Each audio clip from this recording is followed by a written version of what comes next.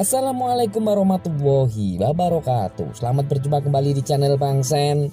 Mudah-mudahan teman-teman semua yang sedang menyaksikan video ini senantiasa diberikan kesehatan, diberikan kebahagiaan, juga kemudahan rezeki yang melimpah ruah. Amin ya robbal alamin. Kali ini saya telah merangkum sebuah alur cerita film yang berjudul The Legend of Justice Wusong.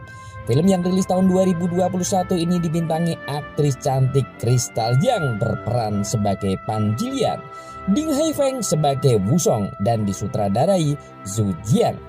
Film ini berkisah tentang seorang penjual bakpao yang sudah tua, bertubuh pendek, berwajah jelek, tetapi mempunyai istri yang sangat cantik, muda, energik, juga berbodi semplohai.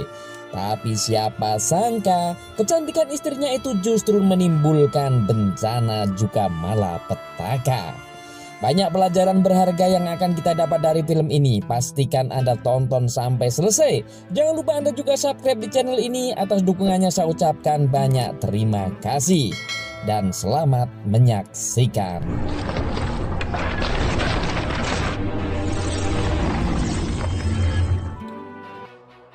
Suatu hari, seorang wanita cantik bernama Pan Jilian dengan bodi yang semplohai sedang meremas-remas adonan kue. Tanpa disadarinya, dua orang pemuda yang kelamaan menjomblo mengintipnya dari celah pagar rumahnya. Ternyata kegiatan mengintip itu mereka lakukan setiap hari. Tetapi hari itu mereka sedang apes karena seorang pria setengah baya memergokinya. Lelaki pendek itu adalah Wudalang, suami dari wanita cantik yang mereka intip. Saat mereka ditegur, kedua pengintip ini malah mengajaknya berantem. Karena Wudalang tidak bisa berkelahi, akhirnya Wudalang malah dipukuli sampai babak belur.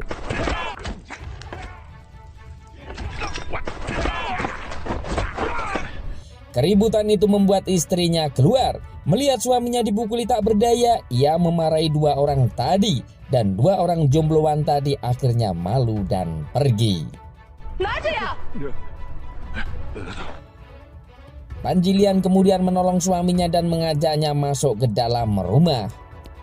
Wudalang adalah seorang suami yang sangat penyabar dan setia. Ia keluar pagi pulang sore mencari nafkah dengan menjual kue bakpao. Sementara istrinya menunggu di rumah sambil membuat adonan bakpao.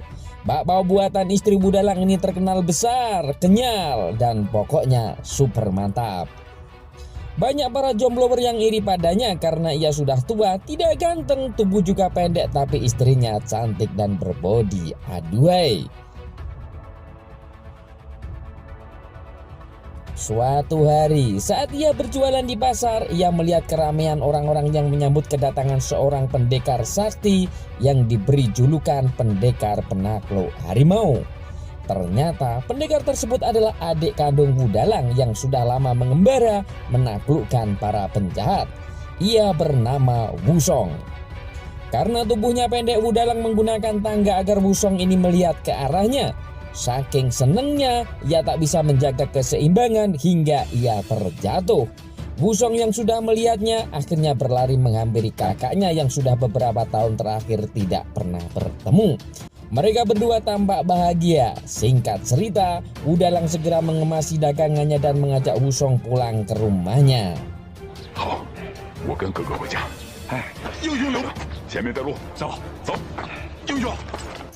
Sampai di rumah, ia disambut istrinya. Dengan wajah penuh kebahagiaan, ia mengatakan pada istrinya bahwa adik kandungnya yang sering ia ceritakan kepadanya sudah pulang. Kemudian ia memerintahkan istrinya untuk memasak yang enak-enak untuk menjamu Wusong yang akan tinggal di rumah mereka untuk sementara waktu.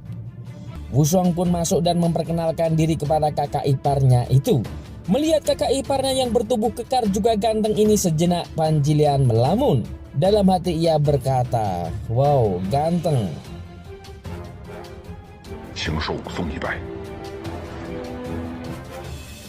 Malam semakin larut. Wudalang yang sudah kecapean karena jualan kue keliling akhirnya tertidur sambil mendengkur. Sementara itu Pan Jilian meneruskan membuat adonan kue. Ia teringat saat pertama ia mau menjadi istrinya Wudalang. Saat itu ia menjadi TKW kerja sebagai pembantu pada majikan yang kaya. Tragedi menimpanya, ia dipaksa melayani nafsu bejat majikannya. Apesnya, istri majikannya ini memergokinya hingga ia dihukum dinikahkan dengan seseorang yang jauh lebih tua usianya dari dia, jelek, pendek, dan miskin. Dia adalah Wudalang suaminya saat ini. Sebenarnya dia menyesali pernikahan itu, tapi apalah daya, nasi sudah menjadi bubur. Walau batin tersiksa, ia terpaksa menjalani setiap hari. Ia pun kadang harus membuat adonan kue sampai larut malam. Sementara suaminya biasanya setelah pulang jualan langsung tertidur karena kecapean. Tak peduli itu malam Jumat, disinilah kadang istrinya merasa sakit. Lamunan itu terhenti oleh suara berisik di luar rumah. Ia pikir maling atau apa, ternyata itu Wusong yang sedang mandi. Tanpa disengaja, Pan Jilian melihat Wusong yang sedang mandi. Wusong kaget melihat kakak iparnya berada di tempat itu. Pan Jilian yang tidak pernah melihat tubuh sekekar itu tampaknya terkesima. Karena malu, ia berbasa-basi menawarkan air hangat. Tetapi Wusong tidak mau. Ia juga bermaksud menghanduki tubuh Wusong yang masih basah. Tetapi Wusong tetap tidak mau. Kemudian Wusong bergegas menyudahi mandinya itu. Suatu hari seorang petugas kerajaan datang dengan membawa mandat dari pejabat daerah bahwa Wusong pendekar penakluk harimau diminta menjadi kepala polisi di wilayah itu. Karena di wilayah itu akhir-akhir ini rawan pembegalan, penculikan wanita, pelemparan batu, dan tindak kriminal lainnya. Singkat cerita, Wusong menerima tugas itu. Ia menjadi kepala polisi yang gagah berani menumpas kejahatan dan menangkap para begal yang meresahkan. Dan yang pasti, ia menjadi polisi anti suap. Kehadiran Wusong di tempat itu sebagai kepala polisi baru disukai para warga.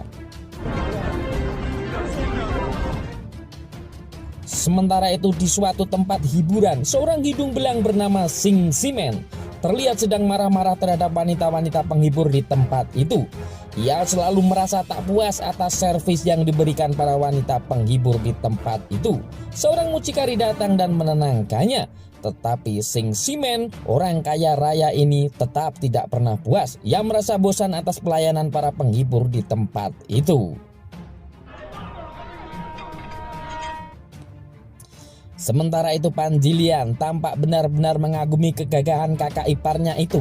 Ia melihat dari balik jendela Wusong yang sedang bertugas. Betapa gagahnya memakai seragam polisi. Ia selalu membayangkan andai kata dia yang menjadi suamiku, tentu aku tak menderita seperti ini. Hingga tak sengaja dia menjatuhkan kayu penyangga jendela dan jatuh tepat mengenai kepala Sing Simen yang kebetulan sedang lewat di jalan itu. Sing Simen terkejut karena orang yang menjatuhkan kayu adalah seorang wanita cantik. Otak mesumnya langsung bekerja. Ia menemui seorang wanita pemilik kedai teh yang tampaknya mengenal wanita yang ia lihat di jendela itu. Ia mendapat jawaban bahwa wanita itu adalah istri Wudalang pedagang bakpao yang jelek, pendek, dan tua. Namun saudara ipar dari wanita cantik ini adalah Wusong, seorang kepala polisi yang tegas. Hati-hati jika menggodanya, kau akan berhadapan dengan polisi itu, kata perempuan itu kepada Sing Simen.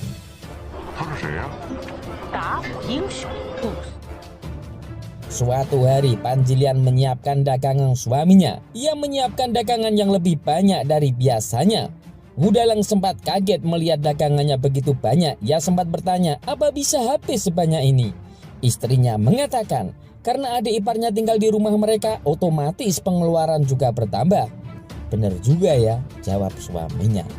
Kemudian istrinya pun berpesan, tak perlu buru-buru pulang kalau belum habis dagangannya. Dengan semangat mencari nafkah, Wudalang akhirnya berangkat berjualan. Sementara itu di rumah dinas seorang pejabat daerah, Simen datang dengan membawa sekotak emas. Ia menyuap pejabat daerah itu agar memindahkan tugas Wusong keluar kota tanpa alasan yang jelas. Sementara itu Wudalang yang sedang berjualan kue, entah mengapa hari itu sepi jualannya. Ditambah lagi hujan salju mulai turun, dingin terasa menusuk tulang. Lagi pula dagangannya begitu banyak. Kebetulan Wusong yang pulang dari kantor menghampirinya. Melihat kakaknya yang sepi jualannya, ia berniat membantu berjualan. Tetapi Wudalang mengatakan, tak pantas seorang polisi berjualan kue, kau pulang saja dulu. Akhirnya Wusong pulang meninggalkan kakaknya yang sedang berjuang mengais rezeki itu.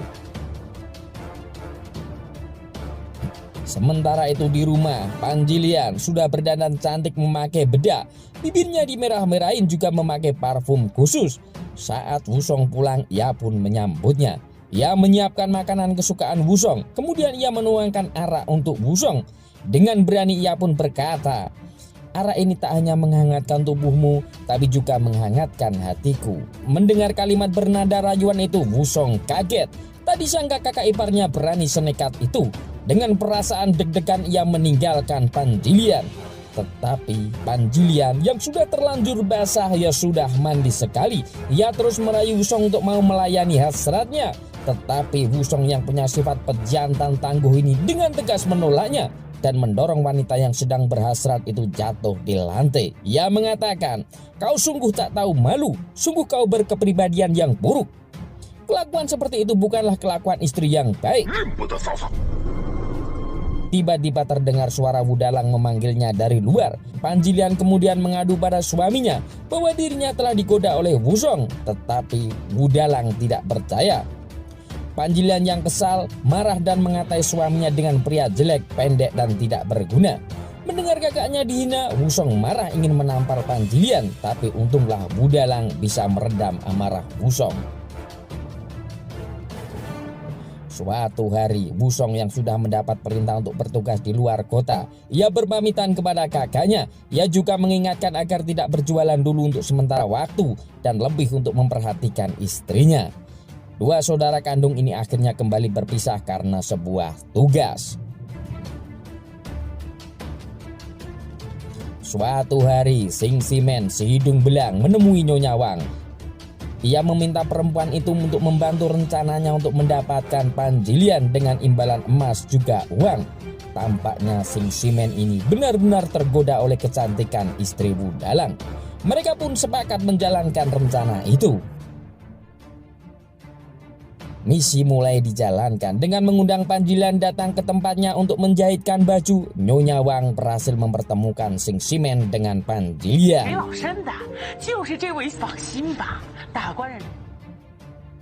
Hari berikutnya rencana kembali mulus. Ia kembali berhasil mempertemukan Sing Simen dengan Panjilian. Kali ini Panjilian yang sudah menjahitkan baju Simen mendapat imbalan tusuk konde emas. Panjilian yang awalnya menolak konde emas itu karena tak sepadam dengan pekerjaannya, akhirnya menerimanya juga. Sementara itu, Wusong yang sedang mendapat tugas di luar kota, ternyata diminta mengantarkan barang ke sarang begal. Tiba-tiba Wusong diserang oleh para begal-begal tersebut.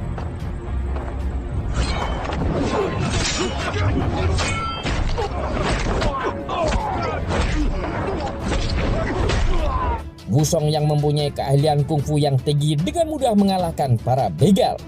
Kepala begal mengatakan bahwa dirinya dibayar oleh seseorang dan hari ini harus berhasil membunuhnya.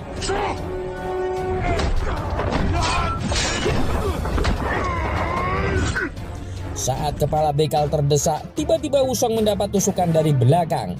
Ternyata itu adalah pengawalnya yang berkhianat, karena ternyata juga telah disuap oleh seseorang, dan orang itu ternyata Sing Simen.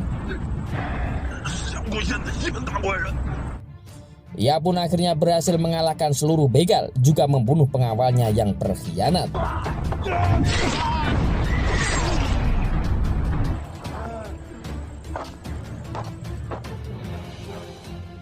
Sementara itu Panjilian dengan alasan bekerja menjahit baju, ia datang ke tempat Nyonya Wang. Dan seperti biasa, Sing Simen datang.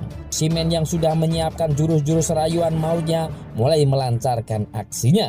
Perlahan tapi pasti, akhirnya Sing Simen berhasil membuat Panjilian tidak berdaya. Akhirnya desaan maut beraroma syaiton terjadi di tempat itu. Dapat bakpao dia, setan.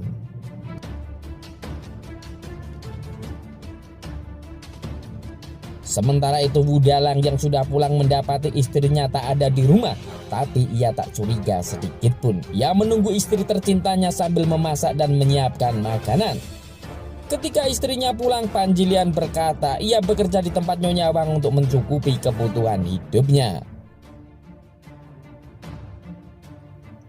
Hari berikutnya ketika Wudalang sudah berangkat jualan, Panjilian berdandan cantik dan menuju rumah tempat Nyonya Wang. Tampaknya Panjilian ini sudah menjadi budak nafsu Sing Simen. Kebetulan seorang teman Wudalang melihatnya. Ia merasa curiga lalu mengintipnya. Benar saja ia melihat istri Wudalang sedang menemui Sing Simen dan beradegan mesra. Ia pun segera menemui Wudalang yang sedang berjualan kue. Saat diberitahu, Wudalang hanya menjawab dia di sana bekerja menjahit baju. Temannya dengan penuh keyakinan mengatakan, istrimu itu di sana tidak menjahit baju, tetapi istrimu itu buka baju. Wudalang dengan amarah membara meninggalkan dagangannya. Ia menuju rumah Nyonya Wang dan mendobrak pintu kamar. Saat itu istrinya sedang bersama lelaki hidung belang. Rasa cinta, rasa setia yang ia pelihara selama ini berubah menjadi amarah yang membara. Tak ada obat yang mampu mengobati luka hatinya kecuali saat itu ia harus menghajar istrinya. Tetapi Sing Simen duluan menghajarnya hingga Wudalang babak belur terluka parah.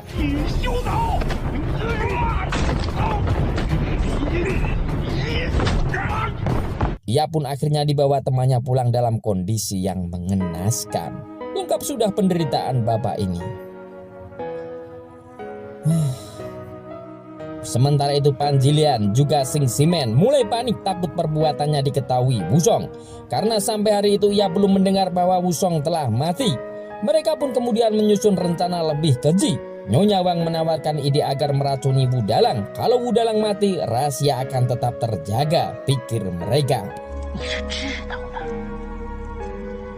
Akhirnya Panjilian yang otaknya sudah terkontaminasi oleh nafsu syaiton ini bersama Nyonya Wang menemui Wudalang dengan alasan memberikan obat agar lekas sembuh. Mereka meminta Wudalang untuk meminum obat itu. Semula Wudalang menolak karena masih marah atas perilaku istrinya itu. Tetapi Panjilian meminta maaf atas segala kekilafannya. Melihat istrinya meminta maaf dan mengakui kesalahannya, hati lelaki itu luluh. Tak ada manusia yang sempurna, memaafkan lebih baik daripada menyimpan dendam, pikirnya. Ia kemudian meminum obat yang diberikan istrinya itu, tetapi tak selang beberapa lama ia mengejang, dadanya terasa sesak, nafasnya terhenti, ia pun sekarat. Ternyata itu racun yang memang dipersiapkan untuk membunuh dirinya. Belum juga mati, Panjilian dan Nyonya Wang menyekap mulut Wudalang dengan kain spray hingga Wudalang, seorang suami penyabar dan penuh setia ini harus meregang nyawa di tangan istrinya sendiri. Sementara itu Wusong yang terluka terkena tusukan pedang berjalan tertateh-tateh menuju rumah kakaknya. Di tengah jalan ia bertemu teman Wudalang yang sudah stres karena disiksa dan akan dibunuh Sing Simen. Ia bertanya, apa yang terjadi dengan kakakku? Lelaki itu menjawab, ia dibunuh oleh lelaki jahanam dan wanita jalang itu. Wusong pun segera ke rumah kakaknya. Di saat ia berada di makam kakaknya, Panjilian datang dan mengatakan bahwa Wudalang meninggal karena serangan jantung. Wusong yang sudah menaruh curiga ini terus bertanya, hingga ia mengetahui kalau jasad Wudalang diotopsi dan sudah dikremasi oleh pihak pengadilan. Dengan menahan amarah ia menemui petugas otopsi pengadilan. Ia mendapatkan jawaban bahwa kematian Wudalang karena racun mematikan.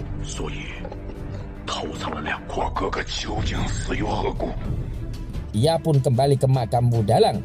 Bersama dua orang keamanan ia juga membawa Nyonya Wang yang sudah ketakutan. Wusong yang sudah tahu kejahatan mereka menghunus pedangnya. Panjilian dan Nyonya Wang saking takutnya saling lempar kesalahan. Mereka sudah salah tetap tak mau mengakui kesalahan hingga kesabaran Wusong pun habis.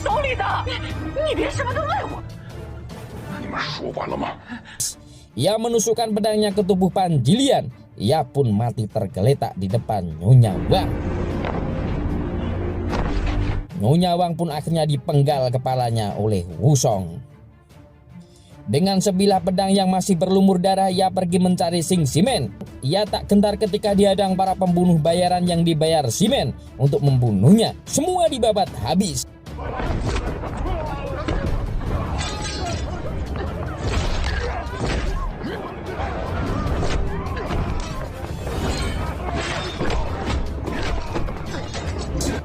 Kemudian ia berhadapan dengan Sing Shimen. Ia melemparkan kepala Nyonya Wang yang ia penggal ke hadapan Sing Shimen. Mereka pun akhirnya berduel dengan sengit.